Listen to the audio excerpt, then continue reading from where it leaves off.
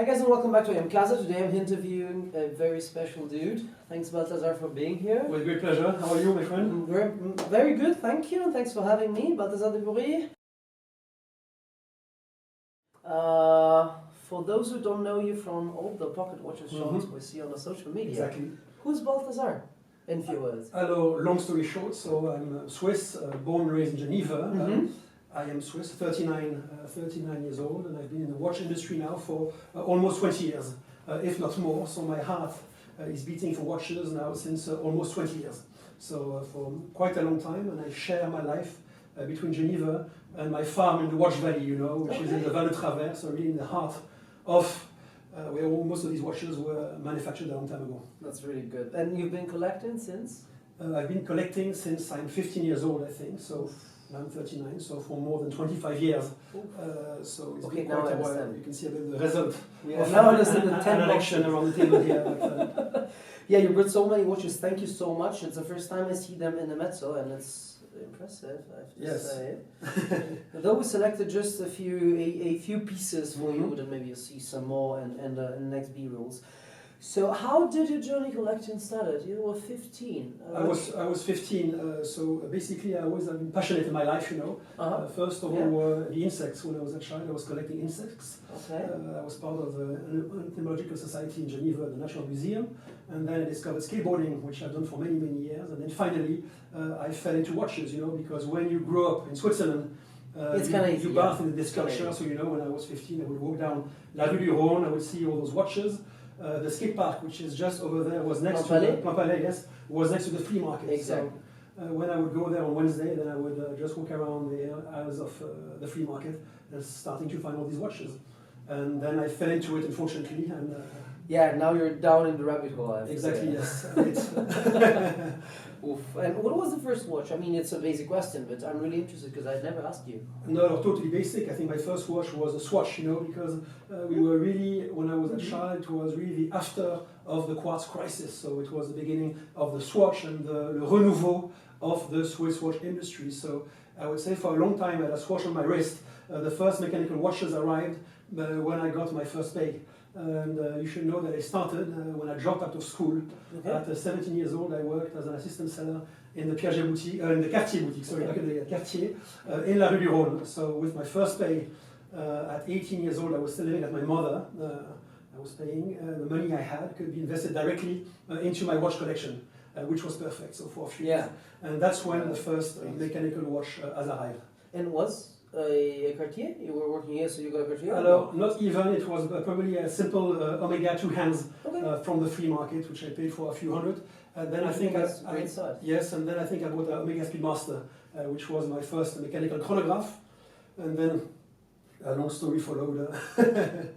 Yeah. I have to say we have a very special Speedmaster here. So you brought many watches, but we selected a few, and I would keep the pocket watches for last because that's a specialty. I have to say. And now, as you know, I'm obsessed about pocket watches. Do you collect other watches as well, or it's like 90% pocket only watches? if a wristwatch falls into my hands.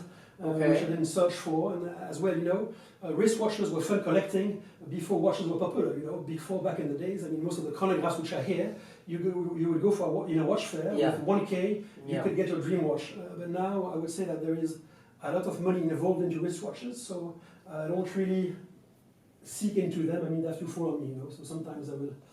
There are some watches like the Universal Genet, which is beautiful here. I mean, someone it fell on me. You know, it's the object to resume in wristwatches now. It's the object that finds me. It's not me who is searching. Which one of the two? So that's typically one of the latest. I found that fell onto me. You know. This is one of the latest Paul Routers, right? Yeah. So this is one of the Paul Ruther subs, but again you can see the condition. Like I'm obsessed. We call them bonbons now with my friends. Bonbon condition. You want to eat it. It's so beautiful, so fresh. The colors. It seems. Yeah, we share some friends. I have to say. Yes, we have quite a few friends.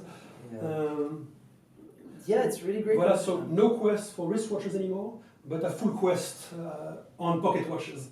And now I'm becoming a bit crazy with pocket watches, but I know the strap, by the way. Yes. Yeah, I do know the strap. By the way, what you look like? What are you looking for when you're approaching a watch, or wanting to buy, or looking for, or just enjoying a watch? what keeps your eyes? I would say I'm completely not following the market or the trends. For me, the scarcity of an object is not a rare reference and so on. It's the fact it's perfect. So for me, conditions for me. So I'm much more impressed by a simple Omega-2 hands, which is in perfectly kept conditions, like new, instead of having a rotten Submariner, which is considered rare. For me, I like really. For me, the scarcity is the condition of the object, of course. Yeah, and I can tell it. Yes, if you check these washes, I mean, the patina is always perfect. Most of the time they have never been polished and so on, so I would say most of them are completely untouched and kept as they were. Yeah, time capsules. Yes. Bon time capsules. Yeah, that's great. exactly. That's great. So, going on with Universal Genève, you brought two. This is, I have to say, it's pretty rare as well. Apart from the condition, it's rare. But, now for me, wristwatches are not rare because when you fall into pocket watches, and now this is becoming very rare. Okay. Because watches, I mean, of course it's nice, but it has been produced quite widely. But if you take some pocket watches, I mean, there is only 4 or 5 which were manufactured in the 1930s. I can imagine which one you're talking about. So we said afterwards, but then afterwards, we can if you like to. But you talked about the other Universal Genève. We have a very special one. Yes, this one is quite special. Also Paul Reuter. Paul Reuter, yes, but it's the only one known with this red color. It was a prototype dials which were done in Geneva by a guy for Universal Genève, and I think there was 4 or 5 variations which were produced back in the days. There was another red version and so on. So this is the only known Paul Reuter. No way. And how do you get in touch with the watch? Just Geneva, the luck to be in Geneva, and I discovered it. And also with the information, because it's pretty hard to find good information and reliable sources. Yes, I mean they don't have any archives, but it's a guy who worked there and so on. He said yes, it's a prototype dials we did, and so on. So pretty cool watch to have, and quite special. Amazing. So you have quite some love for Universal Genève. Alors, now it's tough because all of you guys hang out in Geneva more than us. So now, unfortunately, since all your dealers and collectors are spending all the time in Geneva, just a journalist. I'm just we have less luck, but I've been lucky for quite a few years. So now I'm quite happy to share my terrain jeu with I know it better than us. You know it better than us. No, of course. I mean we grew up in it and so on. So I would say it's the beauty of the object, the condition of the object, which makes it rare, and then the connection you feel when you have it in your hands and so on. And it's quite a magical feeling. Yeah, and here we have some story. Yes, so I'm maniac for civil watches, but for me, a military watch, like the ones you are carrying, must be torn and battered, because that was the purpose of military watch. It was meant to be used, every day. So I love to have rotten and smashed military watches, like this one. It's the coolest Chiarelli Roma. It's battered, bruised, but it's how it's supposed to be. When I see watches, military watches at auctions, which are new or stock, I mean, for me, this is not a good sign. I mean, a military watch has to be worn and be torn in consequences. That's true. That's very true. And you have also this very beautiful Movado. Movado is going places now. Yes, and I must say that this one, I mean, all the patina, the conditions, I mean, everything is perfect. Look at the case back, so sharp. It was never opened. Sometimes I have watches which were never even opened. And for this one, I found it in Germany maybe 10 years ago. Traveling or just online? No, online, and I took my car and I drove 9 hours to pick it up. And I think back in the days I paid 1,800 euros for this Movado chronograph. So nowadays would be a bit different. A bit more, yes, unfortunately. And this two are Italian, right? You told me this was yes, it's a Battalion, parachute. Okay, yeah. Italian parachutes back in the days. And the strap, which seems a bit odd, is the original strap that they had, because you could put it, under your jacket. Yeah. But for me, this is very cool. It's a really nice chronograph, beautiful patina, beautiful size, and so on. And of course, there is a military heritage, which is quite impressive. If you see that what those guys did in the Italian army, it's quite. Also, you see in the back, you have the EIN. You told me from Florence, more or less, right? Yes. So this watch has been worn for many years. So these ones are military. I mean, there's quite a few military ones. Oh yes, yes, this one I think as well, or no? Alors, no, this is quite Really? interesting. It's what they did with the rest of the Kerry cases, you know. Okay, When they stopped supplying Zenith Kerry Roma, I mean, for the watches for the soldiers, with the end of the cases, they did this Bulova Marine Star. So it's the exact habillage, you know. Okay. The same habillage, but different heart and no military markings. That's very interesting, thank you. It's the first time I get in touch with the And story. you see, quite funny as well, this watch, which is quite simple. I love it on the side. If you see, you have military markings on the back as well. This one Wow. spent 20 years on a U-boat. No way. On a Polish guy. And how did you find this watches, the military ones? So, Polish military, I found it in Poland. Okay. Poland, yeah, you have to find it where it was. Always online, like you source them online, or is the network from Geneva that goes I would say all over the place? mostly online, and sometimes you are lucky. I mean, I told you, sometimes you get a miracle and fall into a watch that gets on you, Yeah. and so it's always a bit. Yeah, a bit of luck as well. But it's true that all these watches have a story. Some of them have a crazy story behind them, and so on.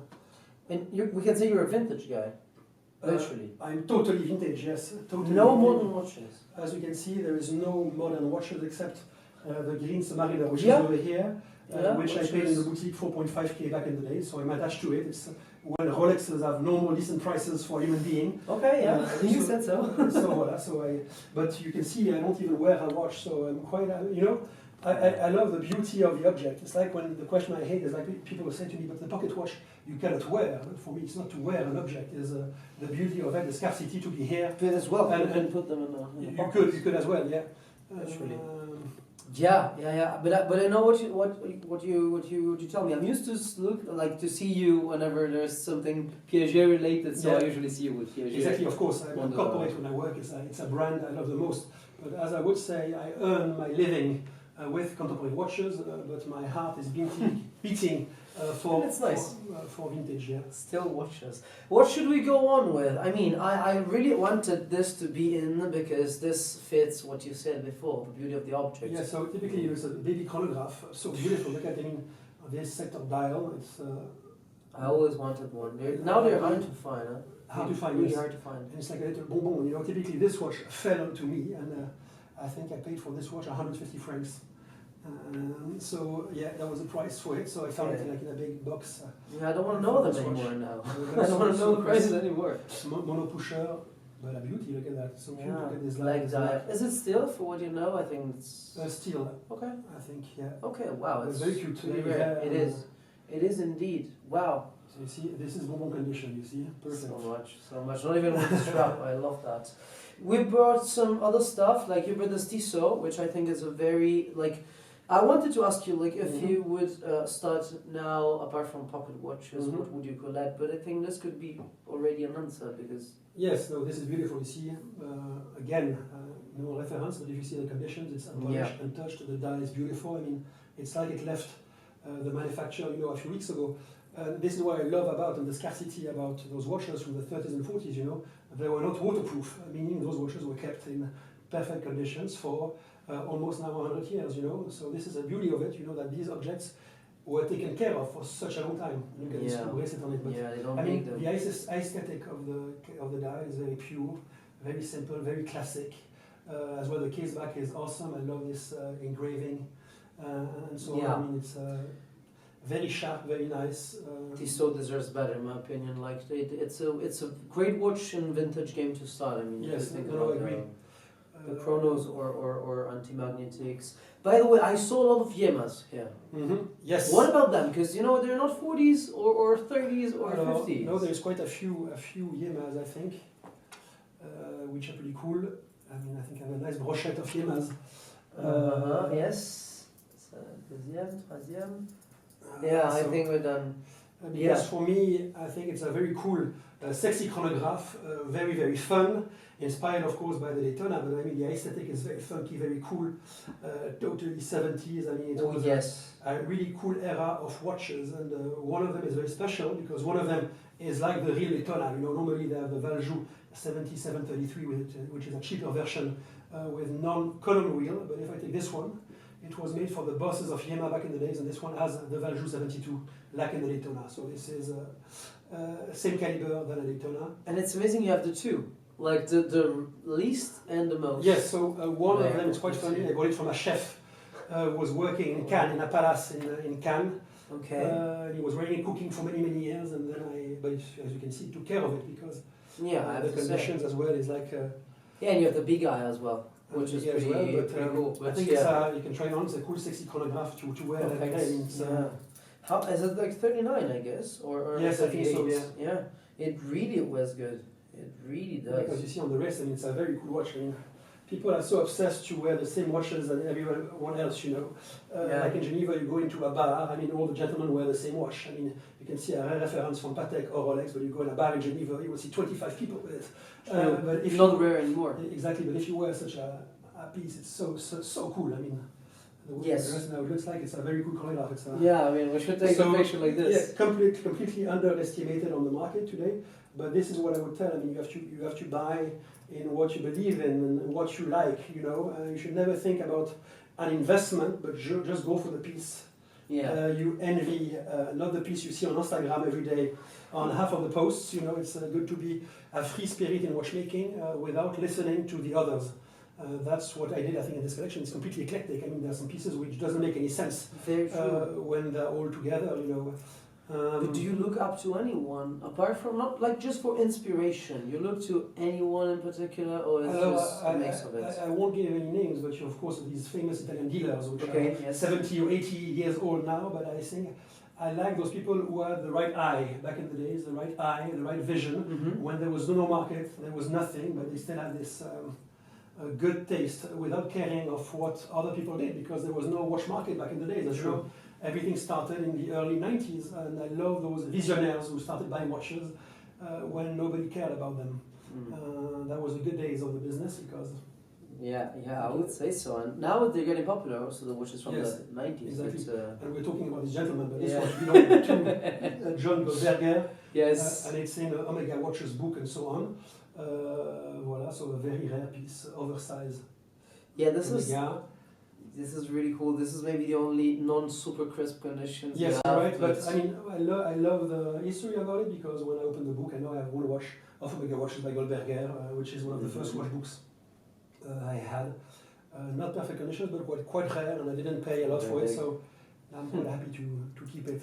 Yeah, and very big for the period. Huh? Very big, yes. So not Very at all nice. Balthazar condition, but the history is fun, and I didn't pay a lot for it. I like Balthazar condition. Yeah, let's go.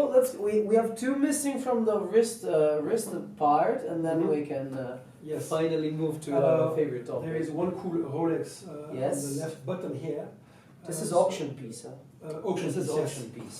Auction piece. I'm sure some American guys will be Yeah. pretty cool. So this is a probably unique Houston Cougars Rolex Datejust. So with the logo of Yes. the university, and actually I've got a ticket of the first game that the guy who was wearing it coached, because No this watch belonged to the coach No of way.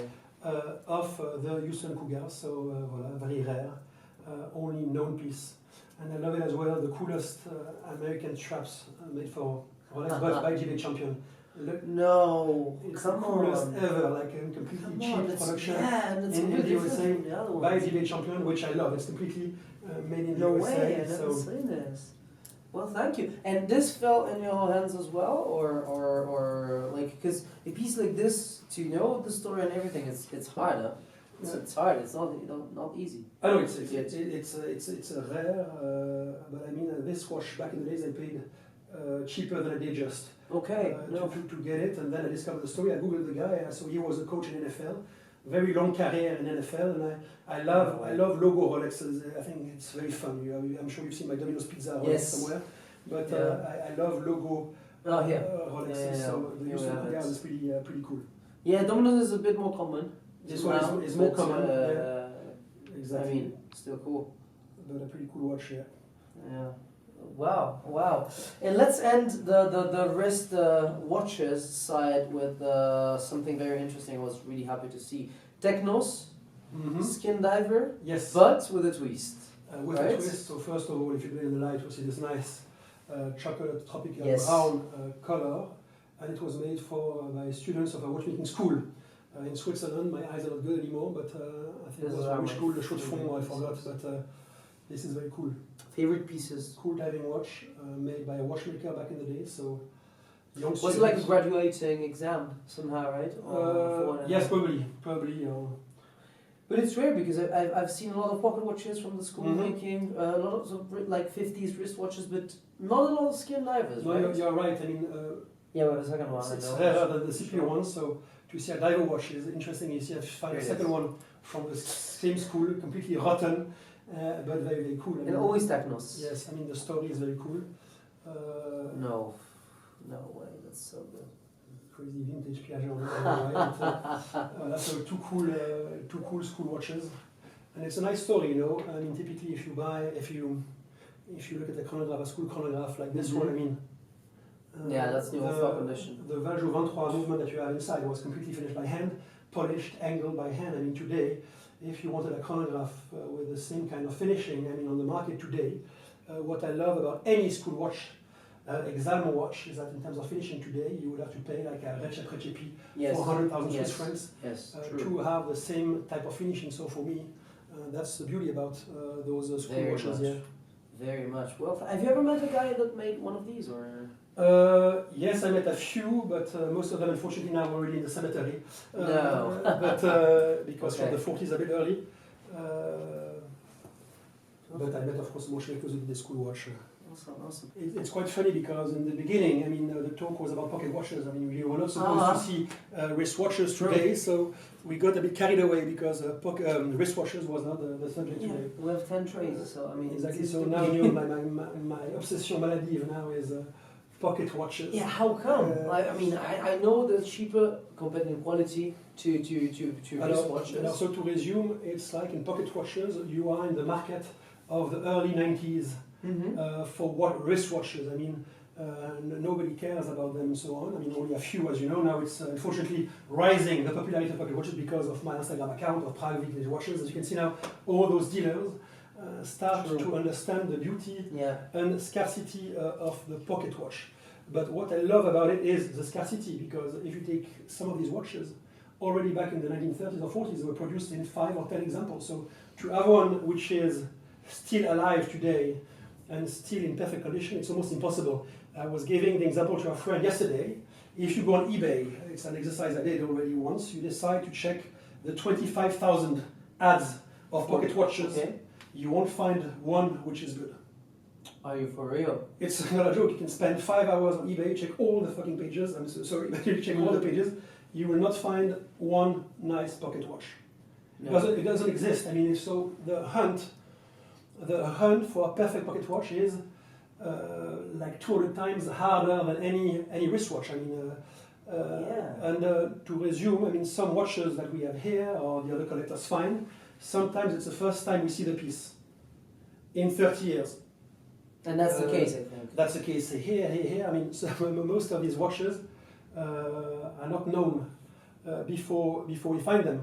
And this is absolutely crazy. Suddenly you see a watch that you didn't know that existed, or you saw an image into La Revue Horlogère in the 30s and 40s, and suddenly you find it in perfect conditions, but it's almost impossible.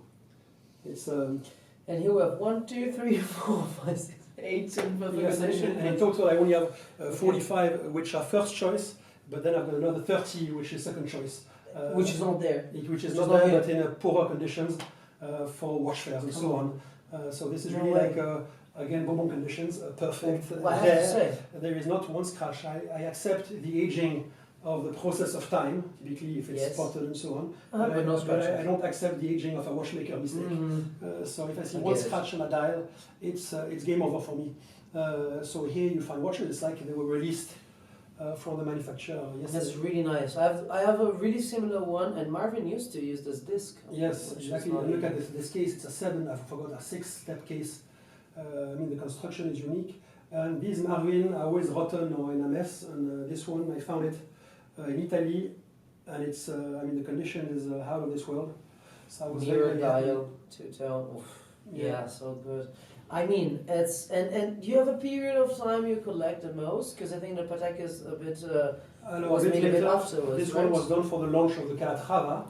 Yes, it fell onto me, as I said, it fell onto me at a good price, so I had to buy it, and it's double signed. And it's double signed Huber, so as it was double signed, I accepted to buy it in my collection.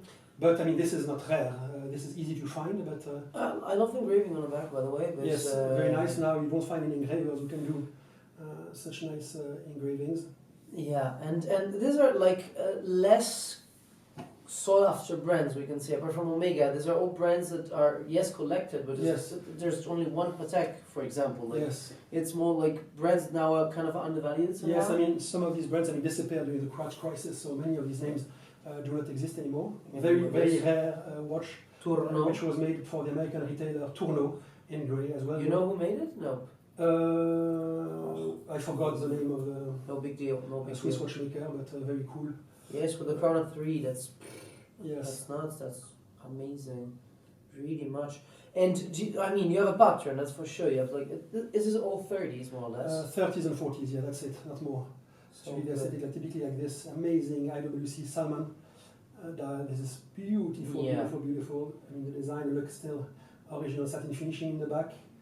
This crown, Art Deco, this dial. I mean, all the aesthetic of this object is perfect. I mean, in terms of design, I mean, why is it important? Because this is the pattern of contemporary design in watchmaking. I mean, they define the watches that we people collect today in terms of design. It's completely timeless. You see this equilibrium on the dial, the color. I mean, everything is absolutely perfect. Pretty much. And how do you look at this work on the cases? I mean, nobody knows how to make a case. So nice. So now we have the technology, we have the CNC machines, but nobody bothers to do such complicated cases. It's That's true. Only to make cheaper and faster. That was the opposite of the idea back in the days. Yeah, you told me this is unique. Well, very rare as well. I mean, not unique because you will see some other ones, but which are not all correct. The belly has been damaged, but beautiful example. Black dial, black dial, orange Roman numerals. So I mean, the light doesn't give any justice to the watches here, but it's beautiful. Absolutely beautiful, and as well, I love it. These colors are very rare as well. This beautiful blue tissot. I always wanted a anti-magnetic wristwatch with the same color. Very rare. Very rare. This one I've seen maybe 2 or 3 in the last 3 years, but all the dials were messed up. This one, as you can see, the dial is in perfect conditions. Yeah. As well, I only have one chronograph pocket watch, but not the least, which is this one, which is probably unique Universal Genève Compure. Made for August Rütli, which was a train conductor in Zurich. So that was his retirement gift back in the days. You can see the work on the caliber, which has been entirely angled and polished by hand. And open case back for once, which was really not popular at the time. You know, back in the days, that was very, very rare. And then look at this Bellière Art Deco. It's completely stunning. The numbers, look at the 10, the 9. Do you know the year it was produced in, more or less, like the period of time? 1944. Okay, always 40s, yeah. But I mean, this is... Yeah, it's beyond cool. I mean, it's beautiful caliber. I don't have words for the watch. As you say, exhibition casebacks were quite rare back in the days. Some watchmakers would do it for their school watches, so typically... Okay, yes. Yeah, but I can see why. But it's quite rare. Yes. As I said today, if you want that type of finishing, you have to pay 100K to get such a finishing onto a timepiece. But no, so I would say the scarcity, the beauty, I mean, it's so rare. I mean, there is it's so rare that there is no market in a way. And where do you suggest we can find some as young collectors?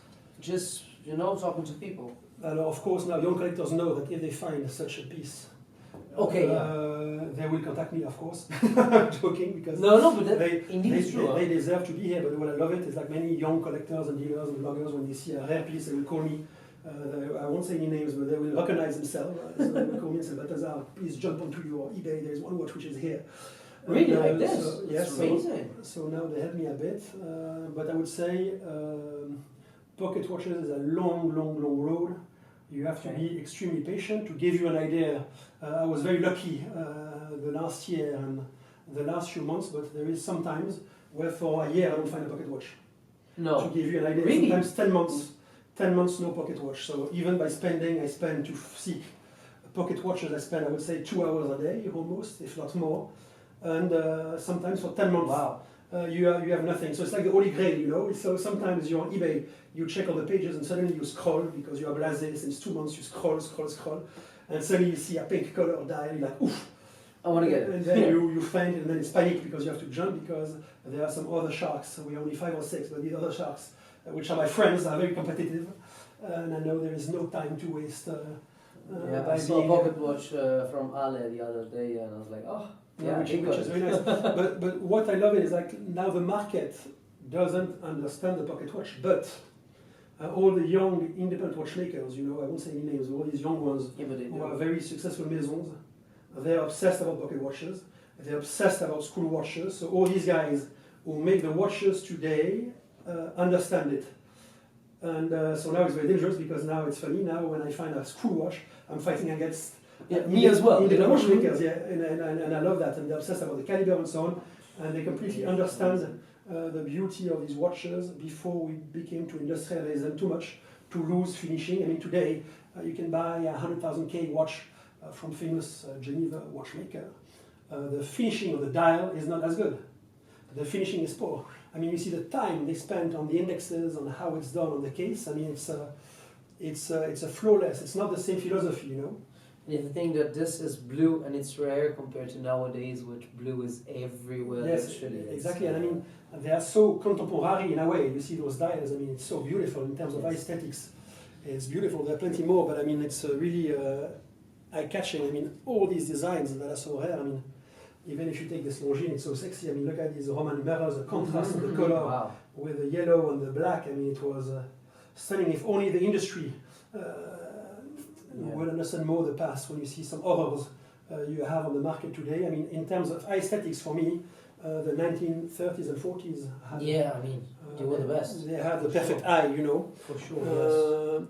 And there's one watch which is quite fun. I want to show you, like this one. It's very rare. It's funny where they're coming from. Look at, it's probably the unique, only Vulcan in the world, which is signed La Corona Habana.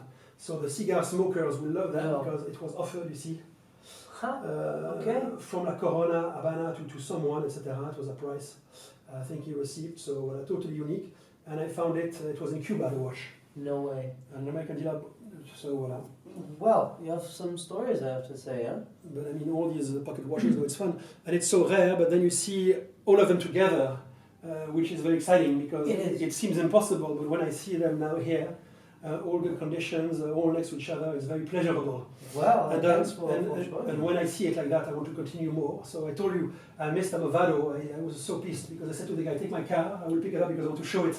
To honor for the interview, it was too late, but I'll pick it up tomorrow. So we have send me a picture. When we have a fondue tomorrow, yes, you will see it. And as well, you know, pink dials, you know how rare pink is. And look at this beautiful salmon dial. So this story of the watch is quite nice. Arturo, you know Arturo Duro. Once I was in a bar, I didn't know him, and I was having a beer, and I see this weird guy looking at me. I said, what's wrong with him? He seduced by me, I don't know what's happening. And then suddenly I see him looking at me, and he pulls this watch from his pocket, looking at me. Alors I go mad. I said, who is this? What's the story? And so on. And then he said to me, if you get me drunk enough, maybe we'll find a solution. So I said, okay, perfect. I took the challenge. So I gave him beers and beers and beers, and then I paid him a kebab. And then I said, okay, now, he said to me, you can keep the watch. And so I kept the watch. So it's a man of parole, you know. Arturo, no yeah, way. So he knew that the right place for nice pocket watches. I'll get you drunk next time, please. Then we should all take the lesson. If they have a nice pocket watch, must come. You make them drunk. We have to fill the boxes which are here. So funny story. And I'm always happy when other dealers are happy to participate to the build-up of a nice pocket watch collection. So what's next? More pocket watches? For you, as I told you, so only pocket watches, unless a wristwatch falls into me, like the Universal you saw. But as well, even like simple white, but very rare. Look at the size of this Omega, for example. Very huge. Oversized, huge compared to the others. So as well, always ultra rare, Very cool. And as well, if you see them, look at the size compared to the other ones. Man, I want to keep the trail. And again, the condition, you know. I mean, all the watches which are very big, any of them, they all have a story, they all have a nice case. I mean, it's beautiful as well. Look at this. Jaeger de Coultre, which is beautiful. Yeah. I mean, all of them. Gobelin? Gublin, ouais. Gublin. Gublin, I think Yeah, Gublin, I Lucien, think- this one, so Yes. very rare as well. So much. And did your work help you, like working in the watchmaking industry? Alors, not at all, I would say. Not at Really? all. I mean, the help of the watchmaking industry is to know watchmakers who can help me fix something or not. Yeah, because that's a part of it as Yeah, well. so of course watchmakers can help me. And look, again, you see, I love these engravings in the Yes. back, I mean, which were so nice. No, so I would say the watch industry didn't really help me. I met a lot of interesting people, I would say. The industry helped me To meet them, yeah. I mean, it's, I would say it's family, you know. Watchmaking is a very, very big family. As you know, we all know each other. So it's being part of a big family, which I like, and we all have our specific know-how. So now I'm becoming slowly the pocket watch guy with, I send all my respects to Prague Vintage Guy, which I fight against him because he has the strongest pocket watch collection. Stronger than this. He has a strong collection, a very strong collection. But as I say always to Prague, if we put our two collections together, it's a whole. It's complementary, so typically Yes. you will have a Movado, the one I've shown you, he will have one with a different color configuration, so then I will bring mine and we have a whole lot like that. We should shoot the second one with him as well, I say, yeah? Alors you should, so then you would have, I mean, if you all go together, we have 100 pocket watches, which are all bonbon condition and beautiful. Voilà, so I would say it's a nice addiction. Would you do this all again? Pardon? Would you do this all again? Impossible. I mean, for pocket watches, it's not possible to do it again. I mean, I would need 4 lives, 4 pocket watches. But the hunt is much more exciting than any wristwatch. You collect Rolex or Patek, you go on Chrono 24 to find a boring watch like 20 on a sheep. But what I love in pocket watches is the hunt, the excitement. I mean, if suddenly I find a rare, if suddenly now I check my eBay and I find a Salmon watch, I will shout in the air. And I will be in all my states to purchase it. So. And what would you suggest to be sure a pocket watch is good? Like, because you said some are not good, some parts were changed and stuff. It's a very easy. I mean, you will see it. So typically, quite often, I mean, these when you have a round bellier, you need to have the Art Deco crown, which is 80% missing of the time. 80% you will have the wrong crown. So I would say mostly is a crown problem. Typically this one, I bought it, I forgot where.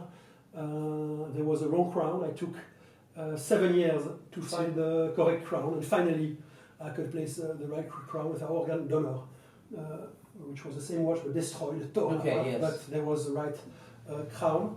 But then, as Lorenzo said during the other interview, because at work I listened to these folks who were with you in Thank you for that. I listened to the entire interview, which I found quite intelligent. And when you know the guys, it's it's hard to, quite surprising. But it's hard. what they said, as there is no market, there is less risk to have a bad surprise. Like if you buy a vintage Rolex or a Patek, so there are Chance no to be scammed bad is surprises. very And hard. as Mr. A said as well in the interview, you need to see the real watches to know if it's correct or not, and then it's just a feeling, a total feeling. You have to, in watchmaking, you have to train your eye. I mean, now any watch which is here, as soon as I see it, I don't know if it's right or not, but I would say it's you have to have the feel of the real watch to understand what's right or wrong. But now for pocket watches, everybody knows. They come to me to ask. So we can ask you. Yes, of course. I mean, any Amazing. can ask me. Of course, I will try to buy it. That's the thing. If the watch is rare, but do not hesitate to ask. I mean, always in watchmaking, do not be pretentious and think that you have the universal know-how in watchmaking, because you will always have this type of collectors, which is not me at all, who will collect only one type of watch. Only So one they know reference. everything, So yes. of course they will know everything. You will see a Doxa, you will see the Doxa guy. Typically for UWC, you have this crazy UWC guy which is obsessed and gets sick every time we find a new UWC. But typically, if I have a question for UWC, I will go to these guys. I mean, always go. So you go as well. Because you will always have, as well, after 20 years, I still do it if I have a doubt. So always ask advice to those who know specific. Yes. But as you can see, my collection is completely eclectic. It's completely out of the blue. It's not. Congrats on that. Yeah, there is no. You know, we didn't talk about this one though. Yes, so Speedmasters. I mean, I used to love the Speedmaster, but now it's too popular. So Yeah. I don't like when things become too popular. Yeah, but this one you told me is very special, right? Very special because it's most certainly the only Speedmaster you've seen with the Apollo 11 patch in color. Wow. So production around 90 pieces in the world, and new world stock, delivered in Paris, and only 90, and again, no market because no pieces. True. To create a market, you need pieces. I mean, the Tintin and all the other ones is not rare, but typically this one, color patch, you see one every maybe 10 years, because only a little were produced. And I love it because all the rest is normal, it's not a specific reference, so you can only know if it's correct by the serial number. Okay. Voilà, so beware because sometimes you have fake dials.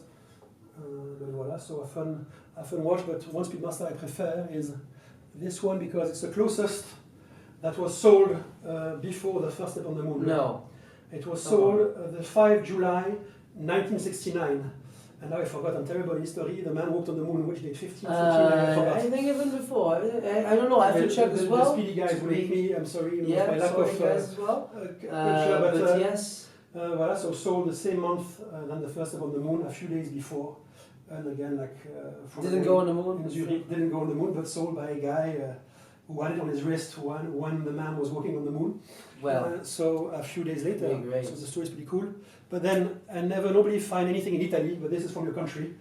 Just like you. But again, look at this crazy aesthetic of the 30s. Can we call it a pocket watch? Not really, it's like an horological object. I like this. I would say with a lot. I like the definition. You have it here and just pull it out. But look at this beautiful wood case, the finishing, the article, the styling of the watch. We need more like this now. More like the object, I mean the feel of the object, the work on the wood case. I mean it's like a little, a very cute little object, n'est-ce pas? Yeah. And typically it's something you don't see every 2 days. Well, I have to say thank you so much for having me, and thank you so much for showing me the watches. We can spend days and days to talk about these watches because most of them have a story. Yes, but we will do maybe a second episode. I will make sure you don't bring any souvenirs with you after the interview. No worries, I will check if I know you love school watches. Oh yes, but no, I will buy them if you sell them, so it's okay. I will not steal them, you know. But you know, as I told you before, I almost never sell. I only sell when I find a better one. I know, which is perfectly fine. The Omega Diplomat, which is here. Never seen it in real life. No way. In the next watch fair, I will have 4 or 5 because finally I found the one which was the nicest, you know. Okay, so there's 4 or 5 second choice, so it opens like that. Okay. That's one of the funniest objects ever. And that got my eye on pocket watch. So you see, it's a very cool watch. That got my eye on them. So you see 4 or 5 that I have to resell because finally I found the only keeper out of them all. So I only sell if it's to make an evolution of your collection on a specific model or reference. Sure. If you buy a better one, then you can sell. But voilà, no, it's a fun journey collecting. Yes. And again, regarding pocket watches, which is fantastic, you don't need a lot of money because sometimes, I mean, as there is no market, you can find a truly rare piece for a few hundred francs, euros. And this is magnificent when you find a unique piece for 400 euros and nobody knows about it. I would say that this is very exciting. So you need little money for really special to collect that. So in general, in everything, don't follow the market. Buy what you like, what you feel, but don't follow the market. Like every time people ask me, Balthazar, what should I buy? What will keep value in a few years? But it doesn't work like in art. You know, those who did the best collections never thought about the market. You know, they never followed anyone. And I think it's in all these trends you have to follow what you love. I mean, I see some now young collectors which are 20 years old, 22 years old, which are obsessed on 1930s, 40s watches, who have a very good eye, very young. So now finally I would say the new generation is ready for that. They really go into watches that they follow. True. Voilà, so it's nice to be out of market eye. And, as Alessandro said, it's an investment in your fun. You yes, invest in your fun. Totally. And here you need more patience than money. So. I need more patience, which is great. And you know, buying watches, which is great, it keeps the value normally, unless you do a big mistake. So even if it seems that there's a lot of watches, I mean, all this money would have been spent into beers, into getting drunk or on the party, night. or exactly. So at least this money has been kept. That's amazing. In a way, because if not, all this would have been gone since a long time. Well, good luck on the collecting journey then. We're going to have a second episode in a couple of years, huh? With great pleasure, but it continues. I mean, as I told you, new watch tomorrow, and I've got a few other in the pipeline, but no wristwatches for the moment in the pipeline. Okay. Yeah, you're going to show us then, huh? I will, yes, next episode soon. I mean, a lot to show you. Thank you so much for having me. It was pleasure. great. Take care. And, well, congrats on that. With pleasure, thank you very much. And let you guys know which one was your favorite, as always, as much as it's going to be pretty hard. Thank you for following, and see you in the next video. Thank you, bye.